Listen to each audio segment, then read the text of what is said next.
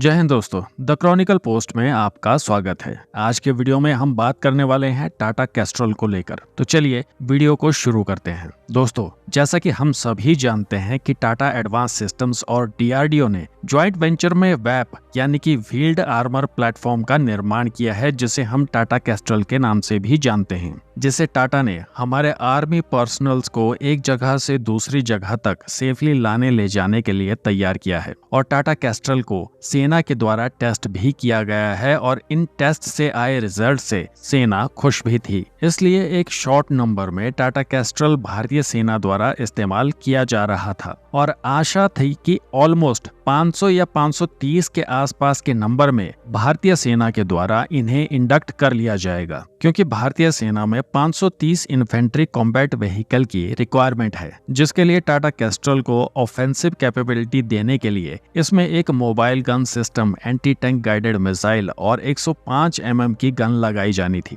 जिससे Tata Castrol wheeled armour platform से एक इन्फेंट्री फाइटिंग व्हीकल के रूप में तैयार हो जाता। क्योंकि डिफेंस एक्सपो में टाटा कैस्ट्रॉल के एक इसी तरह के वेरिएंट को शोकेस भी किया गया था। लेकिन बात कुछ ऐसी है दोस्तों कि यहाँ भारतीय सेना के द्वारा अमेरिका के स्ट्राइकर इन्फेंट्री फाइटिंग व्हीकल को इवेल्युएट किया जा रहा है और इसके बाद अच्छे खासे चांसेस हैं कि इस व्हीकल को भारत में मैन्युफैक्चर करके भारतीय आर्मी को सप्लाई किया जाएगा। जबकि डीआरडीओ और टाटा की ज्वाइंट वेंचर में बना कैस्ट्रॉल ठीक वही कैपेबिलिटी रखता है जो स्ट्राइकर के पास है और कई मामलों में स्ट्राइकर से बेहतर फीचर्स के साथ आता है। वैसे देखा जाए तो टाटा कैस्ट्रॉल वजन और साइज में स्ट्राइकर से बड़ा और भारी है, लेकिन उसके बावजूद टाटा कैस्ट्रॉल माउंटेनस रीजन में स्ट्राइकर से बेहतर परफॉर्म करके दिखा चुका है। और एक क्विक कंपैरिजन के लिए स्क्रीन पे दिए गए इस डाटा को आप चेक कर सकते हैं। स्ट्राइकर का वजन 18 से 20 टन तक जा सकता है और पावर टू वेट रेशियो की बात की जाए तो यहाँ 18 से 19 हॉर्स पावर पर टन का है, क्योंकि स्ट्राइकर में केवल 350 हॉर्स पावर का इंजन लगा हुआ है और वहीं दूसरी तरफ टाटा कैस्ट्रॉल का वजन बिना किसी फायरिंग कैपेबिलिटी को ऐड किए हुए 24 टन का है, जिसके लिए यहाँ पर 600 हॉर्स पावर का इंजन दिया गया है, जिसका मतलब है यहाँ power to weight ratio 25 horse power पर टन मिलता है। और अगर यहाँ पर टाटा कैस्ट्रॉल को आर्मामेंट से लैस कर दिया जाए तब भी इसका power to weight ratio Stryker से बेहतर ही होगा।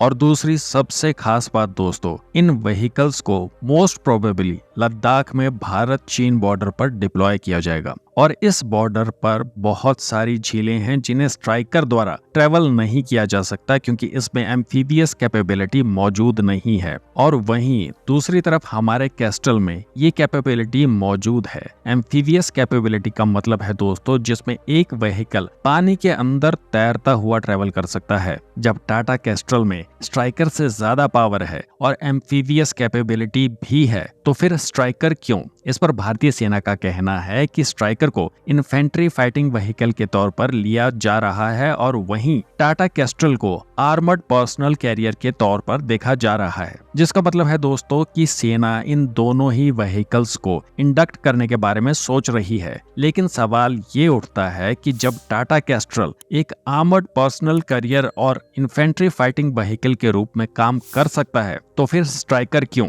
देखिए दोस्तों, भारतीय होने के नाते हम सभी चाहेंगे कि हमारे देश की सेना के पास बेहतरीन से बेहतरीन हथियार हो, और जब हमारे पास स्ट्राइकर से बेहतर ऑप्शन भारत में ही मौजूद है तो हमें विदेशी ऑप्शंस की तरफ नहीं जाना चाहिए। हालांकि ये डिसीजन सेना के द्वारा लिया गया है या सरकार के द्वारा जियोपॉलिटिक्स को ध्यान में रखकर लिया जा रहा है, अभी इसके बारे में कुछ कहा नहीं जा सकता। लेकिन इस डिसीजन से भारत में जो डिफेंस इकोसिस्टम तैयार हो रहा है उसे खतरा हो सकता है। जो प्राइवेट प्लेयर्स भारतीय डिफेंस सेक्टर में अपना हाथ आजमा रहे हैं उनका कॉन्फिडेंस लो हो सकता है, क्योंकि जब भारत में विदेशी हथियारों को ही इंपोर्ट किया जाएगा तो कोई भारतीय कंपनी डिफेंस सेक्टर में क्यों काम करना चाहेगी? तो दोस्तों, आप क्या सोचते हैं स्ट्राइकर और टाटा कैस्ट्रॉल को लेकर? कमेंट्स में जरूर बताइएगा।